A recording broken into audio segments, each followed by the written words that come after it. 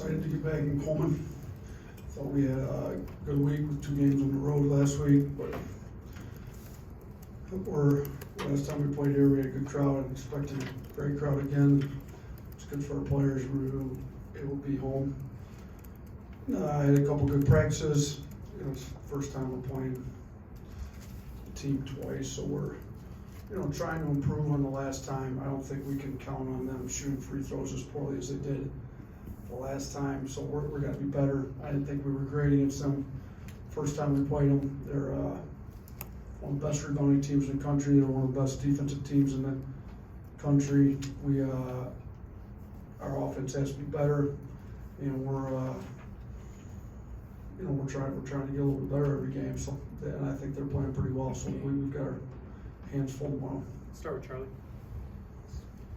With you guys continuing to win games and rising the rankings, have you have you found yourself having to maybe fight complacency, or is that something that hasn't been an issue with this group? You know what? I mean, obviously, coaching as long as I have, it's natural that you'd have to fight it when you're having success like we have right now. But I think this group's done a really good job fighting it on their own.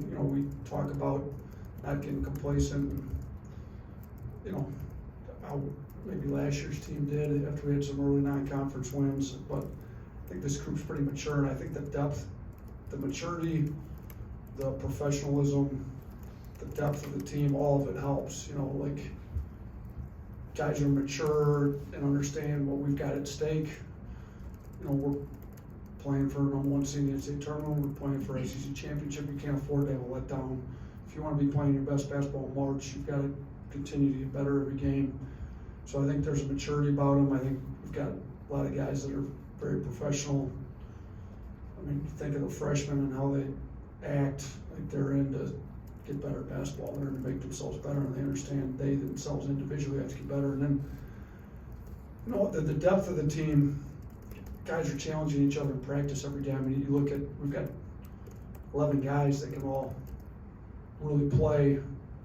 It's hard to distribute minutes amongst 11 guys, so there's a competitiveness, and it's probably the best I've ever seen, a competitiveness while still really pulling for your teammates to do well too. I mean, like today in practice, I thought Namari was really good on defense. Rylan and Namari play similar positions. Rylan, subs in and says, I'm trying to get like you, Namari, like I'm trying to get as good on defense as you are. It's like one of those, like, they really want each other to do well, but they're also pushing each other to do even better. So it's a special group, but you guys have all covered sports, and complacency is a thing we've got to address, and we'll address it head on if we see it.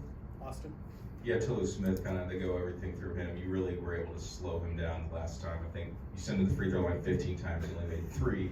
Yeah, I don't know if that was anything to do with us. I think he just missed a lot of free throws. That's why I don't think we can rely on him going 3 of 15 again. In that game, you kind of seemed like you wanted to send him to blank because he was struggling. Let's say he starts making a bunch of them. Do you have another different game plan? Yeah, I'm gonna be honest with you. That really wasn't the game plan. That was us screwing up defense, and we went through that in video today. Kind of our cleanup from last game. We didn't. I mean, it looks like genius coaching move. Keep fouling a guy that can't make a free throw and they get no points. But that really wasn't it. That wasn't the plan. We were trying to not let him touch the ball. He just kept getting it. So we didn't do a very good job there.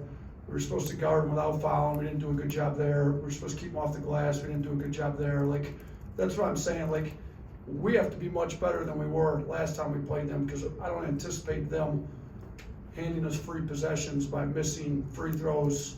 I felt like their shooters missed some wide open looks from 3 that we dodged bullets on. Like, I do feel like we're a much better defensive team today than we were when we played them the first time, but we got to be a lot better than we were the first time. Mike?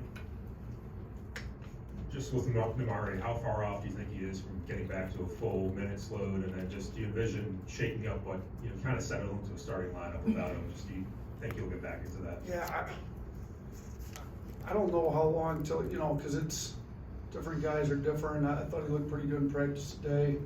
He wasn't out for the extended time that he was the first time, the whole year when he blew his knee out, or that JQ was out for, but he was still long enough that you get out of sync a little bit. So, you know, we're trying to give him as many practice reps as we can, we'll give him as many game reps as we can, and I think, you know, as soon as we feel like he's back to full 100%, I mean, you know, a lot of your skill stuff disappears quickly. You're shooting, you're dribbling, you know, he's just gotta get back comfortable. If the wrist is 100%, it doesn't necessarily mean his skill set's back to 100%. So, and the only way you can really get that is doing a lot of live reps in practice, you know, spending some time outside of practice. And he's one of the hardest working kids we got on the team, so I'm sure he's doing that. But when we do feel like he's back 100%, we'll have to evaluate it at that point. I mean, we've been winning a lot of games with the lineup we've got, so it'd be hard to mess with it, but a lot of times these things take care of themselves as you kind of play through the season. Kurt? You alluded to it a little bit on the defense of your defense being better maybe now, but just as a overall of playing the team that you've already played, what's the difference between them now and then and now, and maybe you and that since then? I mean, I think them, you know, they're trying to play some more shooting. They're trying to space the floor a little bit more with some shooting. I think their defense is actually better, which was great when we played them, but I think their defense has gotten better because it's been tested more against better teams in the SEC. I think offensively, I think they knew coming in, you know, their non-conference schedule wasn't that strong, so they might have known that it wasn't, you know, good enough to win against tougher teams in the SEC, but I think they're getting a little more comfortable. They put a few more wrinkles in offensively to try to get some of the better guys' shots. You know, they're still playing for the most part, you know, the same guys, at least heavy in the rotation. They're still relying on Tolu a lot, and he's still one of the best bigs in the league. So there's not significant changes with them, but I think they're better. Their record may not show it because they're losing SEC games, but shoot, it's not an easy league, and they played some tough teams in the SEC. So I do think they're better, and I told our guys that we've got to be much better than we were last game. So, but no, they're not. And us, I think we're better defensively. I think we're turning the ball over less now than we were when we played them. I think Quinterly's starting to come back around. You know, obviously, if you know, we'll have Namari where we didn't have him before. So I think we're a better team too, but I think they're definitely better. So we've got to improve from the first time we played them. Tony? You mentioned before you talked with Nick Pringle about there being certain games when you need him. Is this one of the ones that you think is going to be a Nick Pringle game? We needed him last time. I mean, he was good offensively. You know, defensively, he was one who kept fouling Tolu, and looks like it might have been good because Tolu missed a bunch of free throws, but I don't really think it was great defense. But Charles got in foul trouble, which, you know, with the level of bigs that they have and how much they punch it in, I mean, it's a real possibility it could happen again. We're trying to get Charles to play a little better without fouling. But yeah, I mean, if Charles gets in foul trouble, the last time we played him too, Clowney was coming off an illness and he had lost a lot of weight, and so he just wasn't able to play as many minutes as he is now. So he's back healthy, so we've got that option to play him a little more at the 5. But this may be one of those games where we do need Pringle to play a lot more. I thought he had a great practice today, and I think he's had a great attitude. He's been ready when we put him in, and he was ready to let the first time we played him. And have you had a guy go 17 of 18? No, that's pretty crazy. I know a lot of it's dunks, but how insane is that? Yeah, I mean, he doesn't miss too many field goals. He's taking the right ones and making them all. So he's kind of helping our at the rim field goal percentage out because we got some other guys on the team that are not finishing at the rim very well. So no, I don't remember a guy shooting. Let's see if we can keep the streak alive. Let's see if we can get him a few more though. James?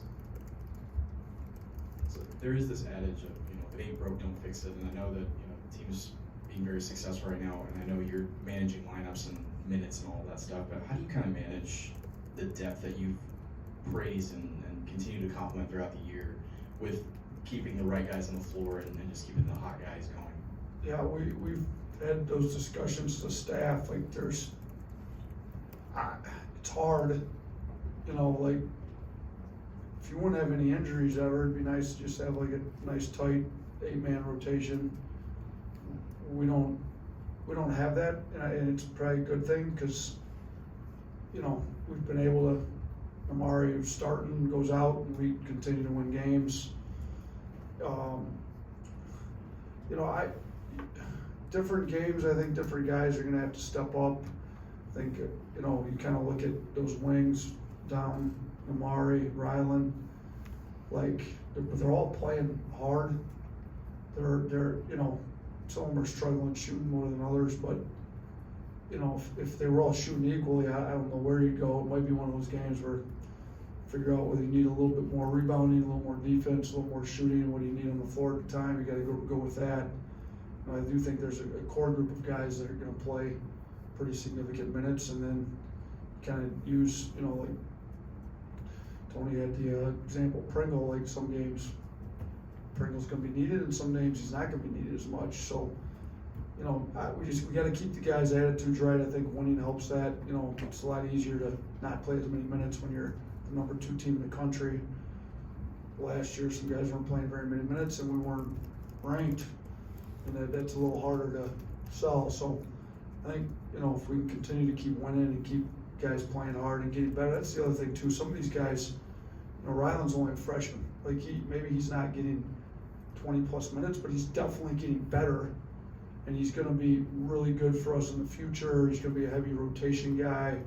Like some of these guys just need to see that they're getting better. Pringle's one, he's getting better and better every day in practice. So I think some of these guys are mature enough to understand that maybe they aren't getting a ton of game minutes, but their own individual game's getting much better, and they're going to be needed in this program.